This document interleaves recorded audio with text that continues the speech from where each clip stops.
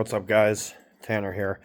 Um, just recently did the Mishimoto transcooler for the '07 Dodge Ram. Great product.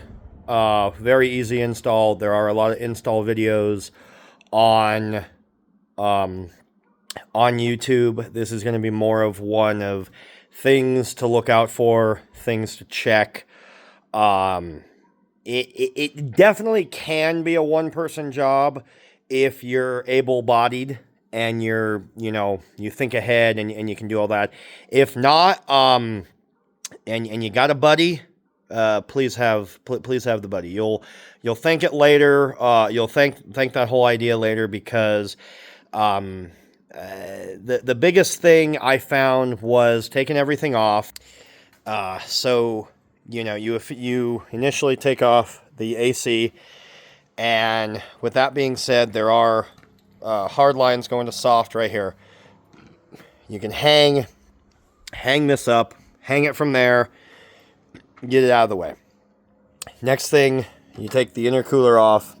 Intercooler, mine's never been off, so you gotta kind of like pry the boots and stuff. Wasn't too bad, but getting it back in there was a little bit of a pain, which is where like a second person came in handy. And then once you have the intercooler off, you can tell I got the Mishimoto in there.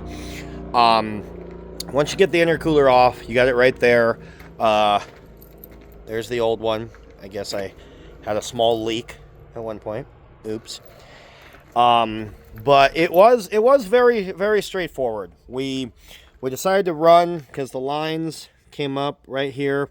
We decided to run them up like this, kind of out of the way, and then into, I guess you can't see it there. Into there, you can see the hose clamps. And it was super simple. It was super simple. When you cut those lines, the factory ones, cut them as close to the hard line on the factory cooler as you can. That way you have a little more to play with in case you fuck up. You can cut a little more off. Don't cut them halfway through. Cut them as close to those as you can. You'll thank me later, especially if for some reason you have bad cutters or something and you got to make another cut. Like I said, putting it back together, it wasn't too bad. Just getting the intercooler to line up in the boots and get everything to go in. It was a lot easier with two people. But with that said, it went very smooth. For those questioning the Mishimoto Mishimoto transcooler thermostat. From what I found online, everything I could find, everything my buddy could find, if you don't have recurring temperatures in the winter of like -5 or below, like if you're not dropping well below freezing, don't put it in. There is a Mishimoto video specifically that says what you need to do to put in the bypass. Run the bypass. If you live in a place that other than winter, if it gets down to 30, it's fine. Obviously, don't run your truck hard until you do get a little bit of temp in there, because this cooler does cool. From what I've seen, I've already seen 30 degrees lower than what I usually would see on things. That is running empty. I do run downhill to work. Coming back up, I go uphill, but it was 50 degrees. I saw 150. And then once I got back out on open highway, basically once the speed limit went back up, it was it was going down. And with the old one, you'd only see it going down whether you were empty or towing or not or whatever. If you were literally on flat ground and no wind, no nothing, just air going through. And so I haven't necessarily put it to the test yet. I haven't towed the RV yet. I only did it 3 days ago. But so far, so good. I'm definitely seeing a difference.